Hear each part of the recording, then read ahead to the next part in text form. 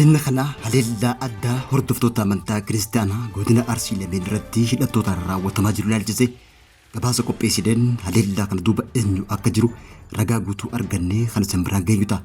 Jalqaba irratti ammoo taateewwan Arsiitti raawwatamanii fi yaadota abbootii amantaatii fi hawaasa bal'aa kan isin biraan geenyu ta'a. Mana lubbummaa Arsii baatti kiristaanonni Ortodoksii 10 ol ajjeefamuun himame. Jecha hordoftoota amantaa Ortodoksii duubaan qaamonni hidhatan eenyu fi eenyu akka jiran wanti ifoomee jiraachuun dhagahame bal'inaan dhiyeessina.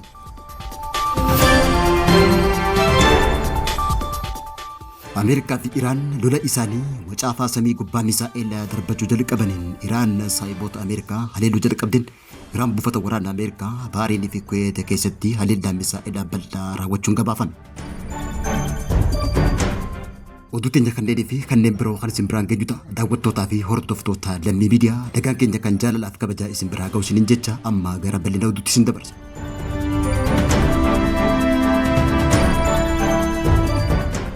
Ajjechaan dhiyeenya kana godina Arsii baaf lixaa keessatti itti fufee jiruun hordoftoonni amantaa Ortodoksii 37 kan ajjeefaman yoo ta'u, manni kiristaanaa qulqulluu Gaabreelii waggaa 100 takka umrii dheeraa qabu gubachuun dhaga'an. Caamsaa 23 bara 2018 irraa eegalee ajjechaan suukanneessan kiristaanota Ortodoksii irratti xiyyeeffate naannoo Oromiyaa godina Arsii baaf Arsii lixaa akkasumallee Arsii baa Anaasakoo Shirkaa Honqoloo Waabee fi Muunessaa keessatti itti fufuun gochi suukanneessaan raawwatamaa jiraachuun himame. Ajjechaan suukanneessaan hordoftoota amantaa kiristaanaa kanaan Paatriyaarkiin Abuna Maatiyaas haleellaa hordoftoota amantaa kiristaanaa irratti humnoota hidhatanii raawwatamaa jiru akka dhaabbatuuf humnoota nageenyaaf qondaaltonni mootummaa waliin ta'uun haleellaa Arsii keessatti deemaa jiru akka dhaaban gaafate. Manni kiristaanaa Ortodoksii Tewaadoo Itoophiyaa humnoonni nageenyaaf qondaaltonni caasaa adda addaa keessa jiran rakkina mana lubbummaa qulqulleettii fi hordoftoota amantaa kiristaanaa Arsii keessatti irratti raawwatamaa jiru kun xumura osoo hin argatin dabalaa waan jiruuf itti fufee waan jiruuf haleellaa wal duraa duubaan raawwatamaa jiru kana dhaabanii namoota yakka kana raawwatan seeratti akka dhiyeessan mootummaa gaafate. Paatriyaarkiin mana kiristaanaa Ortodoksii Tewaadoo Itoophiyaa Abuna Maatiyaas tokkoffaan ergaa gaddatti dhaga'amee ibseen booda haleellaa mana lubbummaa Arsii keessatti guyyaa irraa caamsaa 26 bara 2018 mana kiristaanaa fi hordoftoota Ortodoksii irratti raawwatame irratti haasawaa taasiseen humnoonni nageenyaaf qondaaltonni yeroo aangoo irra turanitti nageenya lammiileetiif gatii kafalan itti gaafatamu jechuudhaan dubbate.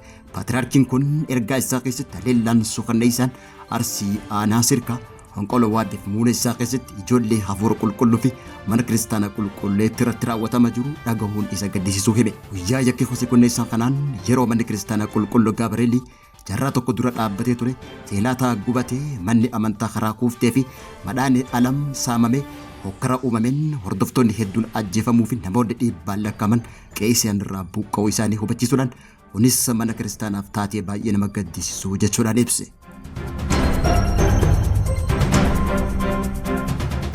Ajjechaa hordoftoota amantaa Ortodoksii duubaan walta'iinsi humnoota faannootii fi humnoota abaa'oo shanee jiraachuu ragaan dhiyeeffamee qindeeffame godhooti. Ajjechaan hordoftoota amantaa kiristaanaa odeeffannoon kun olola sobaati jechuudhaan namoonni falman ijoo jiraatan illee garuu odeeffannoon dhugaa ta'uun mirkanaa'e. Hordoftoonni amantaa Ortodoksii mana amantaa keessatti hidhattoota shaneetiin irra deddeebiin yeroo haleelaman hoogganaan faannoo Amaara Zamane Kaaseen maaliif callise kan jedhu ammas gaaffii ta'e. Gaafa hordoftoonni amantaa Musliimaa Wallaggaatti humnoota faannootiin ajjeefaman abaa'oon shaniin callisuu filate. Shanee fi faannoon daangaa naannoo Amaaraa fi Oromiyaa irratti walii galteedhaan hojjechaa kan jiran hoggaa ta'u humnoonni finxaaliyyii lamaan garee maqaa uummata Amaaraa fi uummata Oromootiin saamicha yakka ajjechaa fi gocha suukanneessaa yakka idil addunyaa raawwachuu itti fufan. Humnoonni faannoo maqaa uummata Amaaraatiin akka uummataatti iccitiidhaan uummata Oromoo diina kan godhate hoggaa ta'u humnoonni abaa'oo shanillee ammoo maqaa uummata Oromoo moggaafachuudhaan akka tooftaa siyaasaatti uummata Amaaraa diina godhaa yakka gurguddaa hojjechuu itti fufaniiti jiru. Humnoonni kunneen kan kana godhaniif uummataaf yaadanii odoo hin taane if duroomsuuf qabsoo taasisaa jiran ta'uun barame. Humnoonni lamaan kun akka fakkeenyaatti naannoo Oromiyaa godina Wallagga ba'aa aanaa Kiiramuu Giddaa keessatti waliin gurmaahuudhaan raayyaa ittisaa waliin kan wal waraanaa ture yoo ta'u, gareen kunniin ammoo waliin socho'uudhaan iddoo tokko waliin jiraachaa uummata irratti qumaara siyaasaa taphachuu itti fufuun uummanni naannoo san jiraatan argaa ija isaanii himaniiti jiran. Dura buutonni humnoota faannoo Amaaraati Baa'oo shanii waliigaltee jabaa kan qaban yoo ta'u, humnoonni kunneen walta'iinsa uumuudhaan humnoota TPLF fi diinota alaa biroo wajjin gamtaa cimdoo jaamu uumuudhaan Itoophiyaa diiguuf qophiirra jiraachuu gabaasaa turuun keenya ni yaadatama. Shanee fi faannoon daangaa lameen irra qubachuun sochii taasisaa turan keessatti guyyaa tokkoof ifii isaaniitti wal lolanii kan hin beekne yoggaa ta'u, haa ta'u malee ammoo humnoota farreen nageenyaa kunneen uummata Amaaraa fi uummata Oromoo ajjeesuu dhiisanii kan hin beekne yoo ta'u, shira guddaa uummata lamaan jidduutti hojjechuu itti fufan. Maqaa qabsaahummaatiin uummata lameen ajjechaa siyaasaa itti fufuun uummata jidduutti ilaalcha jibbansaa facaasuu mul'isan. Lammiileen qulqulluun maqaa sabaaf sabaatiin yeroo ajjeefaman itti gammaduudhaan ajandaan argame maallaqa walitti qabachuudhaan kaardii siyaasaa baafatu. Yeroo wal dhabdeen uummata lamaan jidduutti uumame akka milkaa'ina siyaasaatti kan laalan yoo ta'u, gareewwan gara jabeeyyiin humnoonni Shanee fi ABO'dha fedhii isaanii tiifachuuf jecha walitti bu'insa uummataa kakaasuudhaaf amantaa deeffachuudhaan akkasumas sabaaf saba deeffachuudhaan ajjechaa yakka idil addunyaa ta'e itti fufanii jiraachuun ibsame.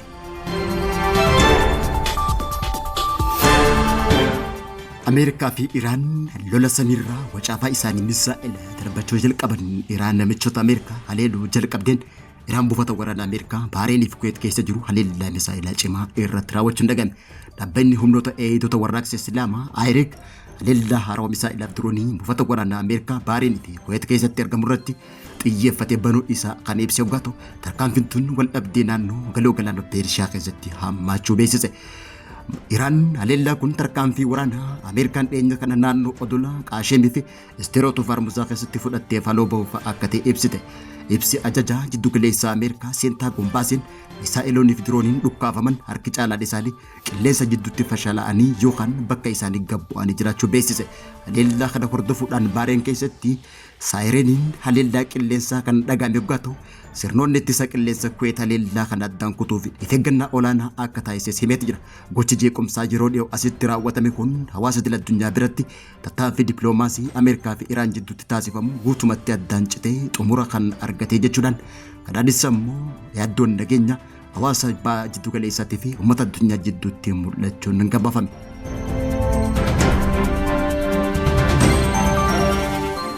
Oduma teenya Ameerikaa fi Iraan itti fufeen. Ameerikaa fi Iraan haleellaa jalqaban. Iraan michoota Ameerikaa ammas haleeluu itti fufte. Ameerikaan Bahareen malee Iraan erga wal loluu jalqabaniin booda waliigaltee dhukaasa dhaabuu guyyaa 60 booda haleellaan deebi'ee mul'achuun dhaga'ame. Haaluma kanaan guyyaa lamaan dabran kana keessa Iraan michoota Ameerikaa baha jiddu galaa haleeluu kan jalqabde yoggaa ta'u, edda galgala buufata xiyyaaraa Kuweet rukutuun gabaafame. Kaleessa daandiin qilleensa Itoophiyaa gara Kuweetitti balallii eegaluu kan beeksisu yoo ta'u, haleellaa kana hordofuun daandiin qilleensa Itoophiyaa balallii isaanii haqaa jaameetti eegama. Marii nagaa fi dhukaasa dhaabuu addaan cituu hordofuudhaan Ameerikaa fi Iraan jidduutti haleellaan haaraawwan banameeti jira. Diroonii fi misaa'iloonni Iraan Kuweetii fi Bahareen irratti kan xiyyeeffatan yoo ta'u, haleellaan buufata xiyyaaraa Kuweet irratti raawwatameen namoonni hedduun miidhamuu fi buufanni xiyyaaraa cufamee jiraachuun gabaafame. Waraanni Ameerikaa naannoo qilleensa Kuweetii fi Bahareen eeguuf odola Qaashem Iraanii fi iddoowwan bobaa irratti haleellaa raawwachuu danda'an ittisuudhaaf qophii xumuruun beeksise. Hoogganaan waraana biyyaalessa Suudaan Jeneraal Abdul Fattah al-Burhaanii fi pirezidaantiin biyya Turkii Rasiib Tayyip Erdogan Turkii magaalaa Ankaraatti wal arguudhaan marii taasisanii jiraachuun ibsame. Dura ta'an mana marii ce'umsa Suudaaniif ajajaan olaanaan waraana biyyattii Abdul Fattah al-Burhaanii fi pirezidaantiin Turkii Rasiib Tayyip Erdogan wixata kaleessa magaalaa Turkii Ankaraatti eega wal arganiin booda guyyaarra marii waliin taasisanii jiraachuun himame. Hooggantoonni lameen marii waliin taasisuu malee marii tana kan deebisne hoggaa ta'u, akka gabaasa Suudaan Tribune gabaasetti al-Burhaaniin erga Turkii dhaqeen booda bubbulee kan jiru hoggaa ta'u, biyya keessaa ba'uun isaa garuu miidiyaa mootummaa biyyattiitiin durfamee uummataaf kan ibsamin ta'uu gabaase. Ibsa gabaabaa waajjira pirezidaantii Erdogan irraa baheen Turkiin dhiigni Suudaan keessatti dhangala'u akka dhaabbatuuf carraaqqii gochaa jirtutti fuftii jaameeti jira. Qondaaltonni lameen dhimmoota naannichaa irratti kan mari'atan yoo ta'u, keessumattuu hariiroo gamlamee Turkii fi Suudaan irratti xiyyeeffachuun isaanii ibsameeti jira. Haaluma wal fakkaatuun waajjirri miidiyaa mana marii olaanaa biyyattii walgahiintuun hariiroo biyyoota lamaanii cimsuuf kan taasifamu ta'uu mirkaneessa. Akka ibsa kanaatti hooggantoonni lameen dameewwan hojii walta'iinsa jiran irratti irra deebi'uun laaluun hariiroo isaanii daran babal'isuuf faayidaa waloo uummata Suudaaniif Turkii tajaajiluuf hariiroo isaanii caalatti babal'isuuf akka danda'an irratti kan xiyyeeffatu ta'uun ibsame.